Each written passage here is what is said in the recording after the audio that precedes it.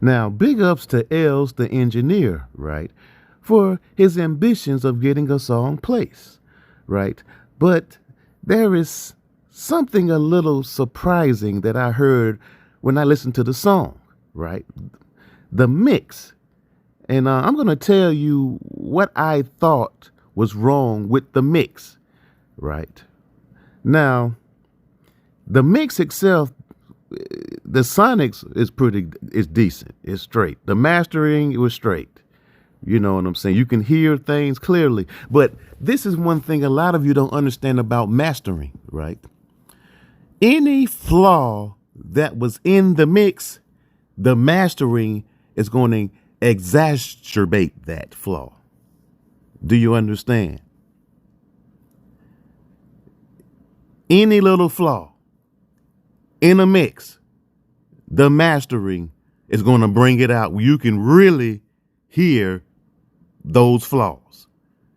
And one flaw that I did hear in that mix was the drums. Aww. Yes, those EA Ski drums. He used the EA Ski drums, right? The problem with the EA Ski drums is that they are heavily processed. So one would ask, why would EA Ski heavily process his drums? Well, that's the loophole if you want to use recycled drums from someone else's kit, right? Or someone else's drums. You just heavily process it, right? And then you sell it. But the problem is it can destroy a mix. You can hear the heavy processing in the drums, but if you add other elements to it that aren't heavily processed, you can hear a clear difference when it comes to the drums and every other element in the mix. And that's what I heard. I heard a kick drum that should have been replaced. That's what I heard. I heard a kick drum that was so heavily processed that it didn't flow well with the song. It needed to be replaced. And what a lot of mix engineers do when they replace a drum sound is use software known as Trigger, right? Or any drum replacing software, right? That's what they use. Drum replacing software such as Trigger. Because you want a clean sounding beat, right? You want the beat to be clean. You don't want over processing on your drums, right? Because when you do a mix, you want to add equal processing, right? Where everything can mesh, all the sounds, your vocals, everything meshes together. You don't want to have one thing over processed and everything else minimally processed. Do you understand? And that's the problem with a lot of these drum kits. They are not clean sounding kits. You want the kit to be clean so the engineer can do his work to the sound. You don't want to have a sound that's already squashed, right? And overly processed. Because to be honest with you, people, including myself, have spent money on those drums, but really there's nothing we can do with those drums. If you try to mix and master those drums, you can hear that heavy processing. It's going to be a nightmare for a mix engineer to try to clean up that heavy processing. It basically ain't going to happen. You're going to have to find that original drum without all the processing and then put it back in the mix, right? Replace it using Trigger, right? And then let the engineer, right, add those elements to it. Do you understand? That's how it's supposed to be. And also I noticed the guitar, nice guitar sound. He used AI, right, for the guitar, but then he had an individual play, the piece, play the actual composition that AI created, right? The guitar sounds pretty cool, but the problem with the guitar sound is it's too pan to the right. It's playing too far to the right. And there's nothing in the left spectrum. The left spectrum is missing. You have to, when you have a song, right? If you listen to any mastered, released song, the whole entire spectrum, right? The whole entire field is occupied. His song had the guitar panned so far to the right that nothing on the left side was occupied. Basically, the left side was unoccupied, which gave a weird impression when you listen to the song. And then his vocal, right? Good vocal, good lyrics, but the vocal was just a little thin. The vocal needs to be widened just a little bit, right? So you can, when you have that vocal in the center, you want the vocal to be a little bit wider, wide, right? You know, and then you can use something like Dimension D or something like that to widen the vocal a little bit so the vocal can be heard on both the left and right channels, not just in mono. Do you understand? You want a little bit in left and a little bit in right. So you can have a wider field, right, when it comes to your vocal. But it's set right, but it just wasn't wide.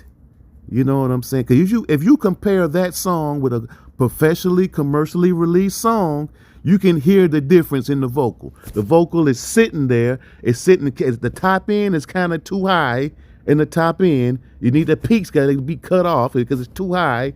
And plus it's not wide enough to feel the spectrum, to feel the left and the right, the stereo field. Right? It's just not wide enough. I'm not saying wide to the point that it loses its correlation.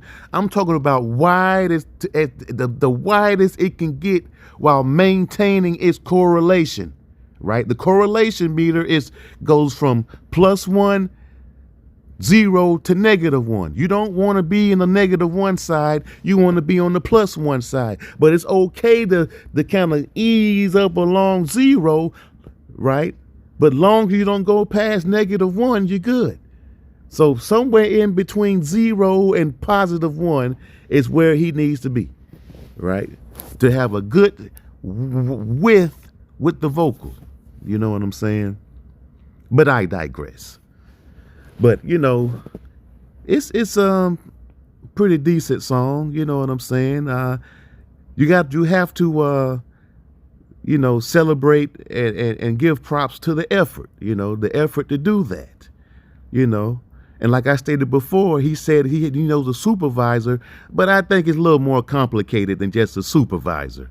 Just knowing a supervisor is what supervisor, who is the supervisor? As I stated before, you can get your music placed anywhere. If you know somebody who works at your local TV station, say, hey, I got this song. Do you have a commercial or something? Or a local business? Hey, I got this song that's really perfect for your business. That's how you get placed. Els, I hope you're listening, buddy.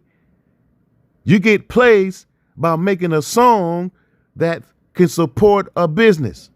If you got a business in your neighborhood, right? A mom and pop pizza shop. Make a song about the mom and pop pizza shop. And say, here, I have this song. If you're interested in doing commercials, can you use this song for your commercial? And they can use that song. That's a placement. You will get paid for that by that small business. So stop looking at placements as something big. You can get placed anywhere, anyhow, in any form of media, any commercial, no matter the small business or a corporation. Do you understand? Do you understand that, Els? Right? Do you understand? That's how it works. I've done that before. Way back in the 2005, 6, 7, whatever. Way back then, I made beats. Artists got the lyrics. They went to the studio, right? He dropped the lyrics to my beat for a business, right? They did the ad, placed the ad on the local radio station and it played. Do you understand? That's a placement. That's how easy it is. But you can't get that out of SKI. SKI, right? That's the information I want to know about placements, right? What is the dynamic about placement? But little did I know or knew, I already knew about placements. But this is how you kind of buy into a lot of this fluff, right? And a lot of this charisma that they blind you with. I already knew about placements and didn't even know it because I actually placed. But that was placements. You know what I'm saying? But they kind of blind you when you later on get into this stuff. They kind of blind you with so much fluff that you get confused. And I was confused. So basically, you know, what I knew back then, I started to apply now. My knowledge now. You know, we were making placements then. So, I mean, it is what it is. And it's the same type of thing other than contracts, right? And copyrights, right? That's the difference right there. And then, of course, you got residuals, right? Residuals. Back ends, right? When it comes to those companies using your songs or that particular media, television show or movie or whatever, using your song. Of course, you're going to every time that media is purchased or streamed or being played on television networks such as TNT or whatnot. Yeah, you get a check for that, right? You get a check for that. But it's quite competitive. So you're going to really have to be on your A game because you're going to be competing with guys that's coming straight out of college with master's degrees and PhDs in music. That's your competition, Els. Just letting you know, and everybody else. Your competition when it comes to sync licensing is individuals who are graduating from Full Sail and many college universities with master's degrees and PhDs in music. That's your competition. Guys who can play any and everything at will. So I want you to think about that, right? I want you to think about it. That's the competition. That's the competition. So it will behoove you to place yourself, create your own media, even start your own business and place your own music on your own platform, your own media. And you can advertise, you start a business, you can advertise, use your song to advertise that business. You say you have a job, right? What type of job is it? You can go to that manager right there and or to the company CEO or public relations personnel or media personnel that's related to the company and say, hey, I have a song here that will be perfect to help market your business. That's all you need to do, Els. It's not that hard. But SKI won't tell you that because he doesn't know. Or maybe he just wants you to pay and give you a lot of fluff. That's all you have to do for a placement, people. That's all you have to do. It's not that hard. You have people right there in your communities that you can get all your stuff placed. But of course, it has to be good and sound great and be mastered perfectly. It has to be the sonics, everything has to be perfect. And it has to, the song has to meet the standards of the FCC as well. So if you don't know what the FCC is, you may need to Google it right now. The FCC. Yes, your song has to meet certain requirements to be placed on radio and television based upon the FCC requirements. Did you know that? See, the information I'm giving you is what I wanted to receive from SKI's consultation. But he never gave that to me. He never did that. So I had to look it up myself. And since I had to look it up myself and I was out of $300, now I'm going to help everybody and give you the information for free. So you will never have to go through what I went through, Els. Because I already know y'all, he's hustling you real good, Els. This dude's a one big hustler. He'll get you. I'm telling you. And all the minions out there and the individuals who are conspiring for this little I'm gonna say scheme they got going on, because that's all it is a scheme. Because if you can make beats, there's no problem. You should have no problem making a beat live. You should have no problem showing mixing live. Hey, here I am mixing. Now ask yourself this one thing. This is for everybody and Els. How come Ski always talks about Sonics and analog gear, but never mentioned recall? How in the world can you recall all your settings, sir? Where's your recall sheet? He never mentions that. Somebody who is an engineer will have a recall sheet, some type of way to recall his settings. Just like a plugin. The plugin has settings, right? Settings and patches and presets, right? But there's no preset when it comes to hardware gear. You will have to take a picture of how you created the vocal, how you mixed the kick drum, the bass drum, the snare, the hi-hat, blase. You will already have that already written down as a reference. So when you record a hi-hat, you get everything leveled up and it sounds good. How you going to EQ it? You're going to have a preset for that, right? A preset. That preset, you're going to have a picture of that so you can use that as a reference. Oh, I need to put the right here, the 12K and cut this over here at 50. Let me go ahead and put 50 right here. How come he has never shown that, Els? If you paid for a consultation, that's what you want to hear. But I digress. So I hope this helps, right? And you got other information here as far as ASCAP, BMI. But this is what I'm going to do, right?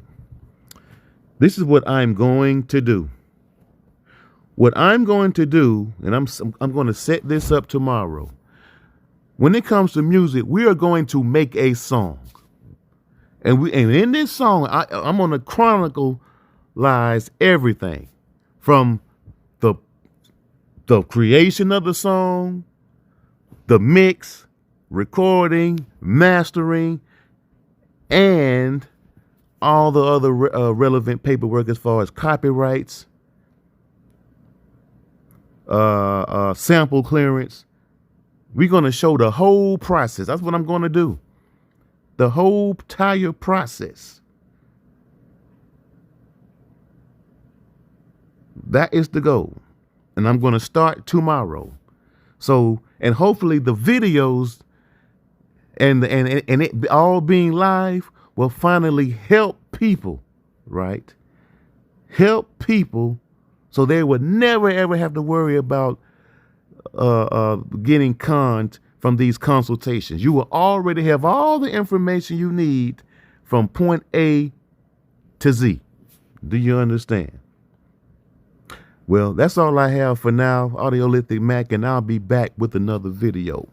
Peace.